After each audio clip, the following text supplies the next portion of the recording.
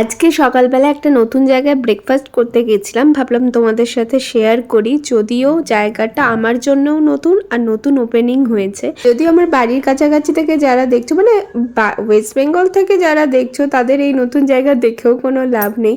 আর এখানে যারা দেখছো তারা অনেকেই হয়তো বাংলা জানে না। আমাকে অনেকেই বলেছে, ইভেন কমেন্টও করেছে কি তুমি সব ল্যাঙ্গুয়েজেই ব্লগ বানাও, তাহলে আমাদের দেখতে সুবিধা হয়। কিন্তু প্রথম থেকেই যেহেতু আমি বাংলাতেই বানাই, তো এটাই আমাকে কন্টিনিউ করতে হয়।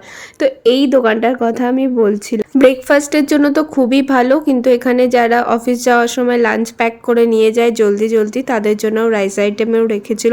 আমার এখানে এসে ওই আলুর চপটা তো পাই না, তবে এই মির্চি বড়াটা খুব ভালো লাগে, ওরই মধ্যে ভালো লাগে।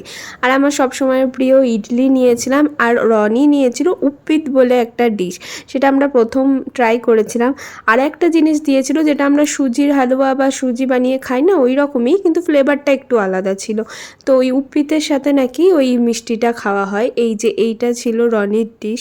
তো দুটোই ভীষণ সুন্দর ছিল, আমার এত ভালো লাগলো, ভাবলাম যে তোমাদের সাথেও শেয়ার করি সাউথ ইন্ডিয়ান কিছু খাবার দাবার।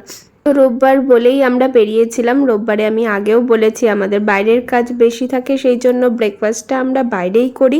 তো ওই জন্য কাজগুলো করার আগে ব্রেকফাস্টটা আমরা করতে গেছিলাম। আর নতুন দোকানটা চোখে পড়তে আমাদের তো ট্রাই করতেই হবে, সেই রকমই আমরা খেয়েছিলাম। তারপরে বাড়ি আসার সময় দেখো ভিউটা এত ভালো লাগছিল, ভাবলাম তোমাদের সাথেও শেয়ার করি। এই যে পাহাড়গুলো দেখছো, বা আমি যেখানে থাকি এই পুরো এরিয়াটা না এই পাহাড় দিয়েই ঘেরা। মানে এই পাহাড়টা হলো কিষ্কিন্ধা পর্বত। প্রথম যখন এসেছিলাম ভীষণ ইউনিক লাগতো, তবে থাকতে থাকতে এখন আমাদের এটাই অভ্যেস হয়ে গেছে দেখা। তো আজকের মিনি ব্লগটা এই পর্যন্ত, দেখা হচ্ছে নেক্সট কোনো ভিডিও। বাই।